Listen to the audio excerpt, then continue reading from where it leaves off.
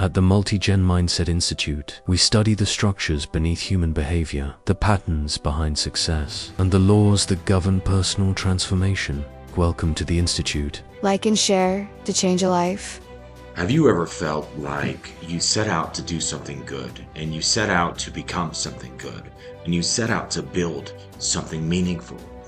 And the moment that you began moving in the direction of that thing, it seems like the universe riles up and comes against you. Today, we're talking about spiritual attacks. Now again, at MultiGen Mindset Institute, we don't teach you what to believe. We don't teach you what's true. We don't teach you what's real. For every person is on their own individual spiritual journey.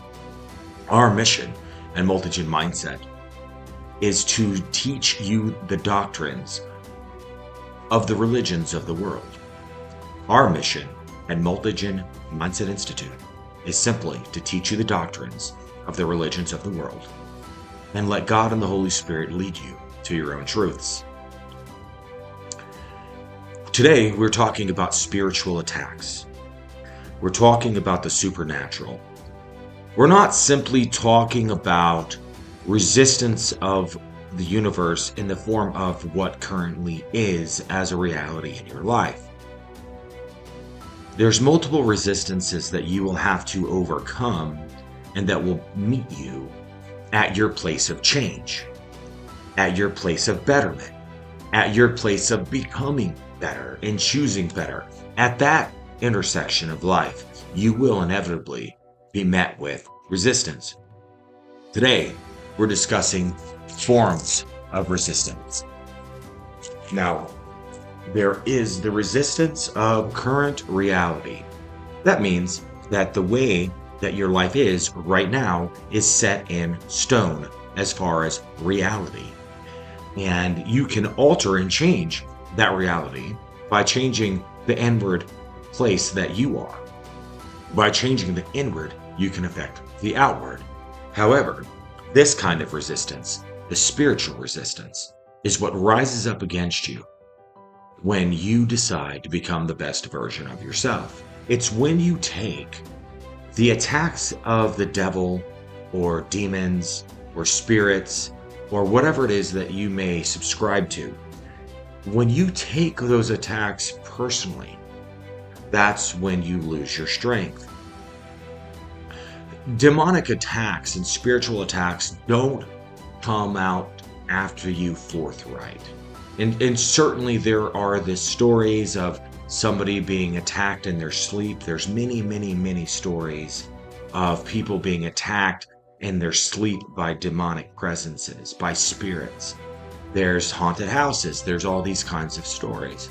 But most often we don't see the demonic attacks when they come, because they come in the form of personal attacks by individuals that are in our lives. You always can tell when it's a demon that's driving somebody to attack you from the nature in which they're attacking you. It's interesting to me that in certain stages of my life, there have been individuals that I either was friends with, in a relationship with, or did business with, that when I made a certain decision, they came at me to destroy me with all of their force. And the moment that I took that as personal attacks, the moment that I took that as personal attacks on me, the moment that I took that as there's something wrong with me, the moment that I received those attacks as if God wasn't protecting me, was the moment that I lost my power. Because when you look at something with the wrong perspective, you don't have the power to convert it. When you take an attack personally, that's when you make it intimate and you lose the power to overlook it. There is the version of Jesus on the cross looking down on his persecutors, saying, "Forgive them, Lord. They know not what they do." Those men were driven, do you understand?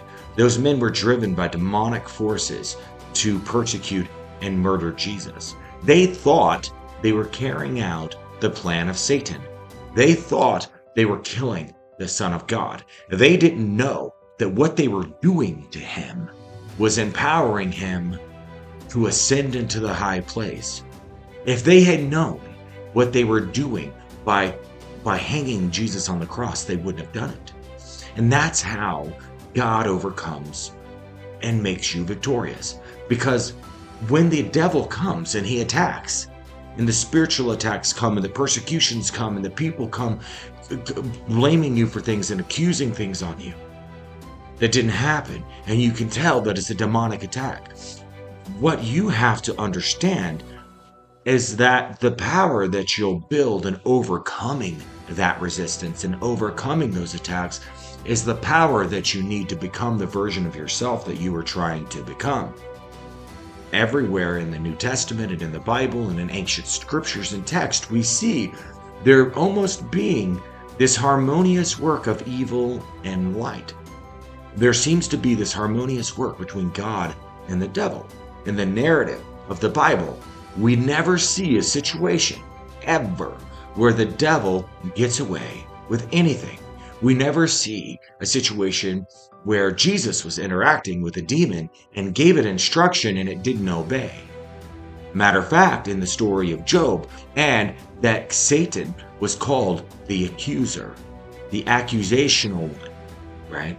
So isn't it interesting that most of the time when we're spiritually attacked, especially in the public realm, it comes in the form of accusations that aren't true. Now, I'm speaking this to you right now because I'm going through a particular situation where a particular group of people are persecuting me online and accusing me of things that never happened. And when I first started dealing with a situation, I took it incredibly personal. I felt personally attacked.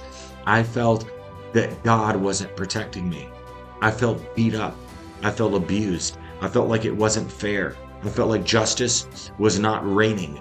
I felt like that people were getting away with things that weren't right. It wasn't until I changed my perspective that I got the strength to find peace in the midst of the turmoil. It was when I realized the bigger picture.